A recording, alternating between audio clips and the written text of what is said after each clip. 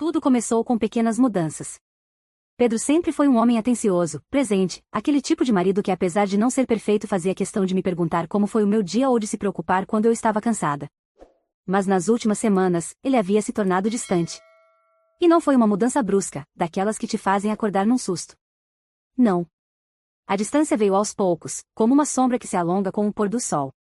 Primeiro, ele parou de me perguntar como eu estava, e depois, nossos jantares ficaram silenciosos.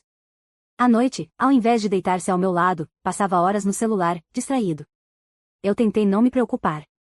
Afinal, todos temos fases complicadas. O trabalho dele estava exigente, e eu também não estava com muito tempo livre. Como enfermeira, meus dias eram longos e muitas vezes, a última coisa que eu queria fazer ao chegar em casa era falar sobre meu dia exaustivo. Além disso, eu sabia que casamentos tinham altos e baixos, que o romance e a proximidade não seriam como nos primeiros anos para sempre. Mas havia algo de diferente dessa vez. Ele chegava tarde, dizia que tinha compromissos inesperados ou reuniões que não podiam ser evitadas. Até mesmo as desculpas eram vagas, como se ele próprio estivesse entediado em ter que explicar. Quando o vi rindo sozinho com o celular, um arrepio correu pelas minhas costas. Algo estava errado, mas eu não sabia o quê. Foi numa noite de sexta-feira, quando estávamos jantando, que notei que ele olhava o telefone a cada 5 minutos, como se esperasse uma mensagem importante. Tentei puxar conversa, perguntar como estava o trabalho, mas ele apenas respondeu com um tudo bem, sem me dar muitos detalhes.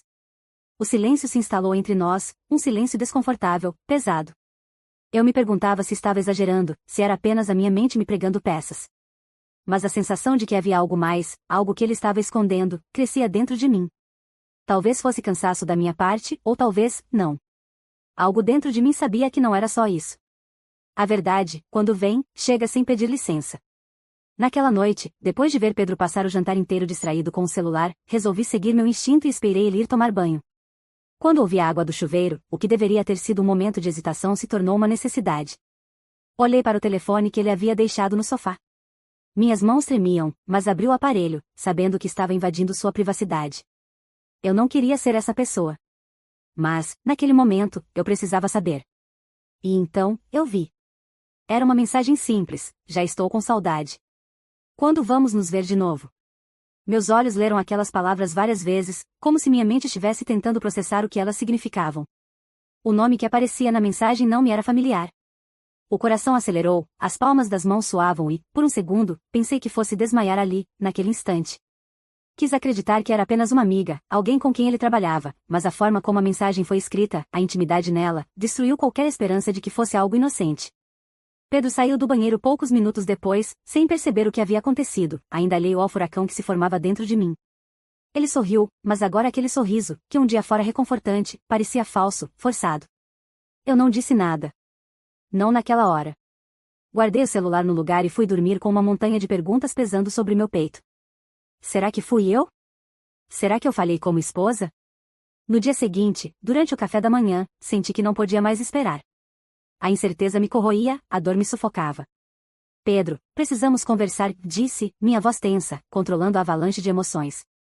Ele levantou os olhos da xícara de café e me olhou confuso. Sobre o quê? Eu vi uma mensagem no seu celular, falei, sentindo um nó na garganta. Houve uma pausa, o momento em que tudo podia mudar. Pedro não tentou negar. Não inventou desculpas. Apenas suspirou e disse, eu estava esperando que você descobrisse. Meu mundo parou por um segundo. Esperei por qualquer coisa, menos por essa confissão fria. Então é verdade? Perguntei, sentindo a voz falhar. Ele olhou para mim, sem arrependimento nos olhos, apenas cansaço. Sim. Mas não pense que a culpa é só minha. Aquilo me atingiu como um soco no estômago. Como assim a culpa não era dele? A traição havia sido dele, a escolha havia sido dele. Como ele poderia dizer algo assim? Como assim, Pedro? Você me traiu e agora está me culpando? A incredulidade escorria das minhas palavras. Ele respirou fundo, como se estivesse carregando o peso do mundo.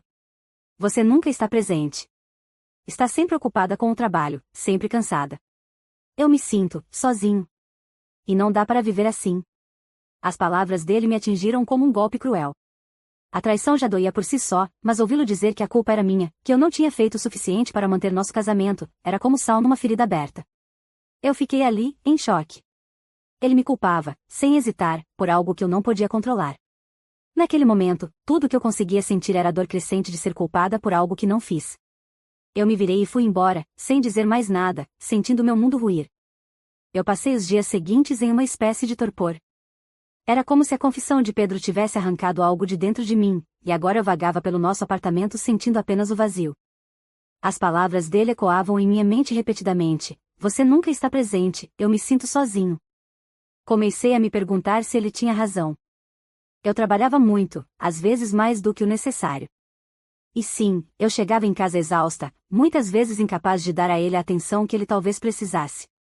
Mas isso justificava o que ele havia feito? Justificava me trair? Apesar da dor, comecei a questionar se eu, de fato, tinha falhado como esposa. Durante nossos anos juntos, sempre tentei equilibrar minha carreira e nosso relacionamento. Mas será que, sem perceber, eu o afastei? Será que, na tentativa de ser uma boa profissional, eu havia deixado de ser uma boa esposa? Eu passei horas revivendo momentos. Pequenos instantes que, na época, pareciam banais, jantares que comíamos em silêncio, noites em que eu ia para a cama mais cedo porque estava exausta, conversas que talvez não tivéssemos tido porque eu estava distraída com problemas no trabalho. Quanto mais eu pensava, mais começava a acreditar que talvez Pedro estivesse certo. Talvez eu realmente não estivesse lá quando ele mais precisava de mim. Evitei falar com amigos ou familiares. Não queria que eles soubessem da traição, e mais do que isso, eu não queria que eles soubessem que eu acreditava ser a culpada. Como eu poderia confessar isso? Como eu poderia admitir que, de certa forma, ele tinha razão? As noites eram as piores. Eu olhava para Pedro dormindo ao meu lado, e tudo o que sentia era uma mistura de raiva e culpa. Ele parecia tão tranquilo, enquanto eu mal conseguia respirar sob o peso da dor. Meus pensamentos me consumiam, me dizendo que, se eu tivesse feito as coisas de maneira diferente, talvez tudo fosse diferente agora. Talvez ele não tivesse procurado outra pessoa. Talvez ele ainda me amasse como antes. Durante uma dessas noites insones, fui até a cozinha para pegar um copo d'água. O silêncio da casa parecia ensurdecedor, e enquanto olhava para o reflexo da luz da geladeira, uma pergunta me veio à mente: eu realmente era culpada? Essa pergunta ficou comigo nos dias seguintes. Eu me via diante de um espelho invisível, tentando enxergar onde exatamente eu havia falhado, se é que havia falhado. Seria justo Pedro ter me traído por conta das nossas dificuldades? Ou seria essa a forma dele justificar suas próprias escolhas? Eu não sabia mais. Estava perdida entre a culpa e a dor, sem saber para onde ir ou o que fazer. Depois de dias mergulhada em dúvidas e culpa, decidi desabafar com minha amiga Clara. Ela era minha confidente há anos, uma daquelas pessoas que conseguem te fazer enxergar a situação por um ângulo diferente, mesmo quando tudo parece confuso. Sentadas em um café da esquina, eu finalmente contei a verdade: Pedro tinha me traído. E, como se isso não fosse o bastante, ele disse que a culpa era minha. Clara ficou em silêncio por um momento, absorvendo o que eu havia dito. Seus olhos estavam sérios, mas havia uma suavidade neles, como se soubesse que eu precisava de mais do que conselhos, e eu precisava de compreensão. E você acredita nisso? Ela perguntou, finalmente quebrando o silêncio. Eu respirei fundo, sentindo uma onda de emoções surgirem novamente. Eu não sei. Acho que sim. Quero dizer, talvez eu tenha deixado o casamento em segundo plano por conta do trabalho, e ele se sentiu sozinho.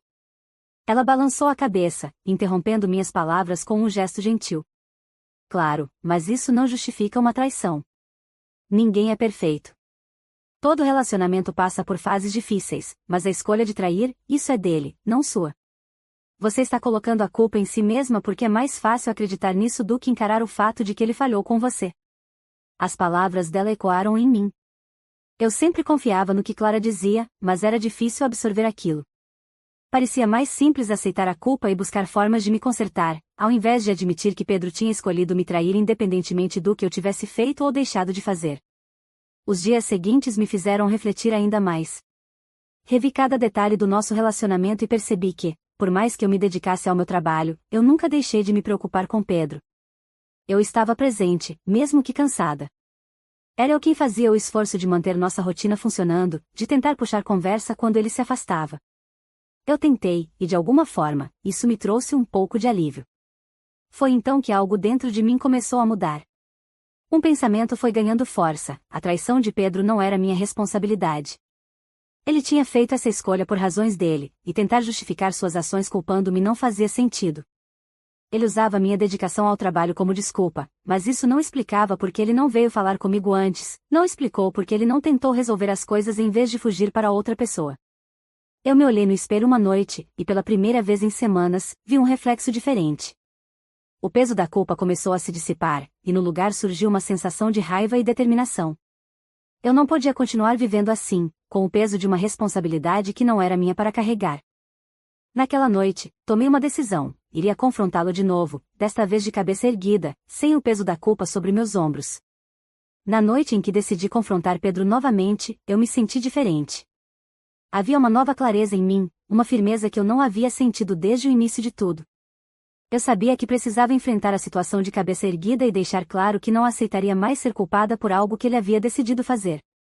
Esperei até que estivéssemos sozinhos em casa, numa noite silenciosa como tantas outras que compartilhamos, mas dessa vez, a sensação de desconforto entre nós era palpável. Pedro estava sentado no sofá, mexendo no celular como sempre, alheio ao que se passava ao redor. Eu me aproximei e sentei na poltrona em frente a ele. Precisamos conversar, disse, com um tom que ele reconheceu como sério, pois imediatamente levantou os olhos, curioso. Sobre o quê? Ele perguntou, como se não houvesse mais nada a dizer desde nossa última discussão. Para ele, parecia que o assunto estava resolvido. Ele me traiu, a culpa era minha, ponto final. Respirei fundo e me preparei. Sobre o que você disse. Que a culpa de você ter me traído é minha. Ele fechou os olhos por um segundo, como se estivesse cansado dessa conversa. Eu já te expliquei, não foi uma decisão fácil para mim. Mas eu me senti sozinho, distante de você, como se não fizesse mais parte da sua vida. Você estava sempre ocupada, sempre cansada. Não dava mais para continuar assim. Eu o interrompi, sem me deixar abater desta vez. Pedro, eu trabalho muito, sim. Mas sempre estive aqui, tentando manter nosso casamento funcionando. A diferença é que você nunca quis enxergar isso. Você se afastou de mim há muito tempo, e em vez de tentar consertar, decidiu trair. E a culpa disso não é minha. Senti minha voz firme, sem tremor, e isso me deu mais força. Ele me olhou surpreso, como se não estivesse preparado para essa resposta. Eu não estou tentando te culpar. Só estou dizendo que as coisas não estavam funcionando. Mas a sua solução foi me trair, e agora você quer colocar a culpa disso nas minhas costas? Eu me levantei da poltrona, as palavras saíam sem esforço. Se algo não estava funcionando, por que você não me disse antes? Por que não tentamos resolver juntos, em vez de você procurar outra pessoa? Ele ficou em silêncio por alguns segundos, sem saber como responder. Eu vi a luta interna em seus olhos. Ele não esperava que eu fosse confrontá-lo dessa maneira, e pela primeira vez, vi que ele também não estava tão seguro das próprias palavras. Eu errei, tá? Ele finalmente disse, a voz mais baixa. Eu sei que errei. Mas eu não sabia o que fazer. Me senti perdido. Aquelas palavras, apesar de admitir uma falha, soaram vazias para mim.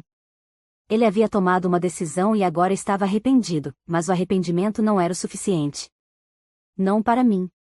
E agora? Perguntei, sabendo que a resposta não mudaria o que eu já havia decidido. O que você acha que devemos fazer? Pedro me olhou, sem saber ao certo o que responder. Eu sentia que ele esperava que eu recuasse, que eu dissesse que tudo bem, que íamos tentar de novo. Mas eu já tinha feito minha escolha.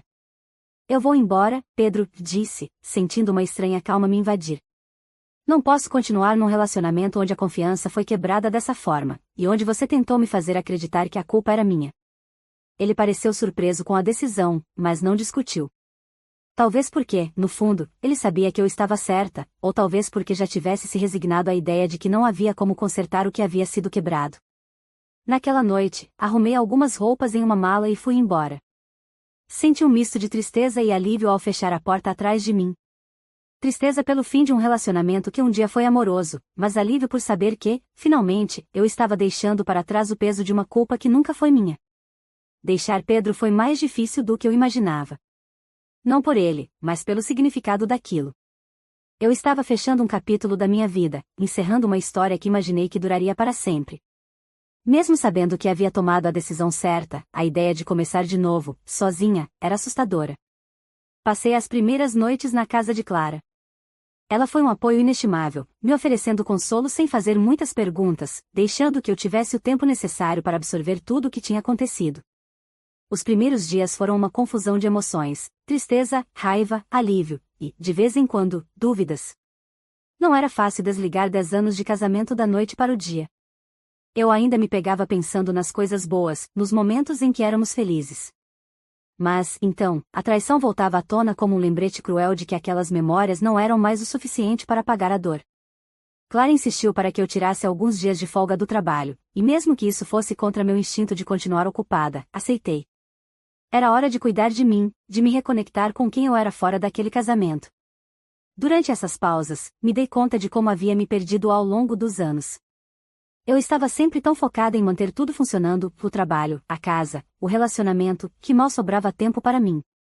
E, de repente, ali estava eu, com todo o tempo do mundo para pensar. Comecei a fazer coisas que há tempos não fazia, caminhar no parque, ler livros que estavam acumulando poeira na estante, e, aos poucos, retomei antigos hobbies. Pequenos prazeres que eu havia esquecido, engolidos pela rotina e pelas obrigações. No meio desse processo, algo inesperado aconteceu. Eu comecei a sentir uma leveza que não sentia há anos.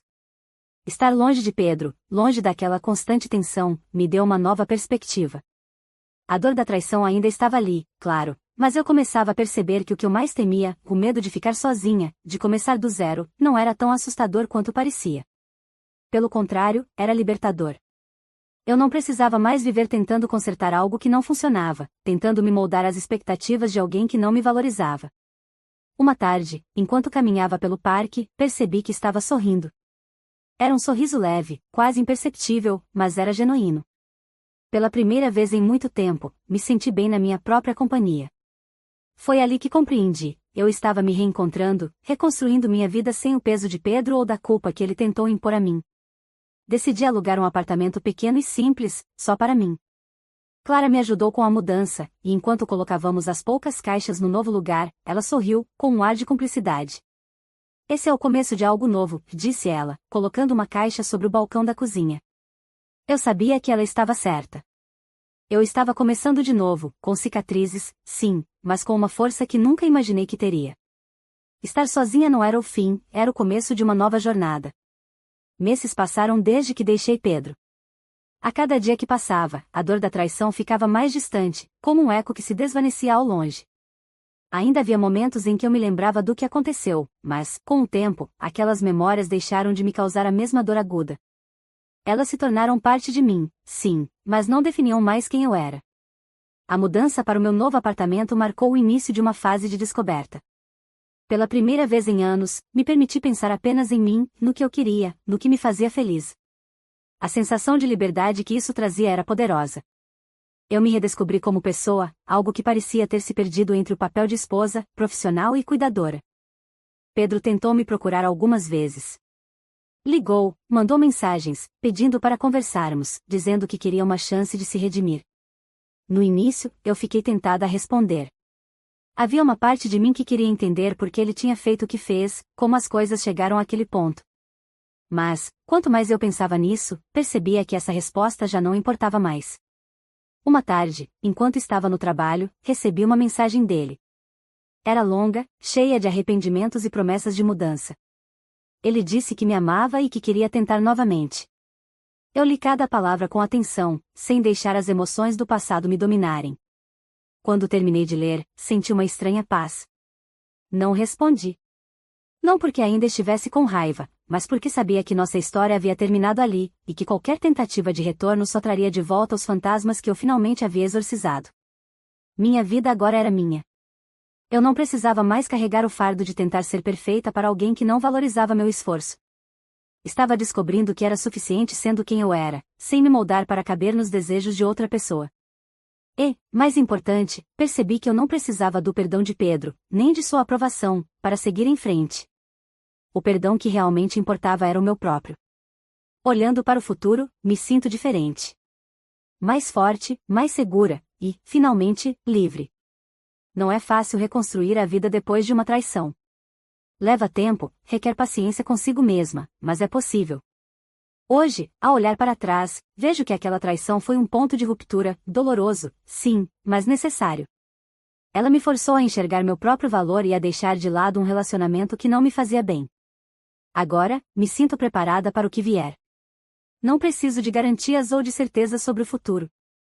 Sei que ainda enfrentarei desafios, mas sei também que posso enfrentá-los com mais confiança e autocompaixão. E mais do que nunca, sei que não carregarei mais a culpa por escolhas que não foram minhas. O que você faria no meu lugar? Comente aqui embaixo. Até a próxima história.